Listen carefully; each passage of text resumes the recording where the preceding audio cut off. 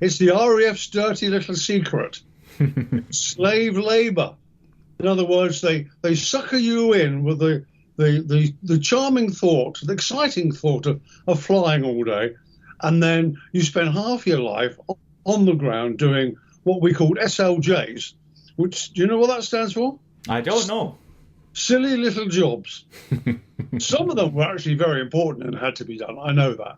But they were called, officially, it was called GD, General Duties Branch. We thought GD stood for General Dog's Body, but it amounts to the same thing. These were duties which had to be done, and they had to be done either when you weren't doing your primary role. So officially, flying always took priority, but there were times when you might be taken off the flying program to do a secondary duty, a general duty. And it applied to aircrew, pilots, navigators, not so much. They didn't do a lot. Air traffickers, administrators. I'm not sure about engineers, air electronics officers, air warfare officers, WISOs, whatever you want, whatever the name is for people that sit in cockpits and wear the uniform of an officer.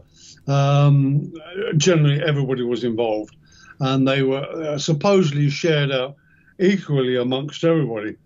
But I just read in a book this week, and I've just quoted it to somebody else. If you want a job done well, give it to someone who's busy. Now, that was true.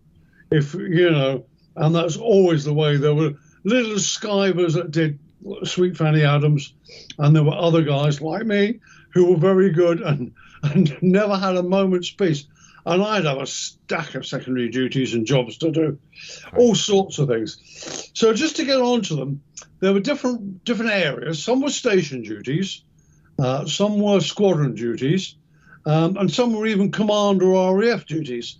So I've got a few notes here just to remind me, because there were so many.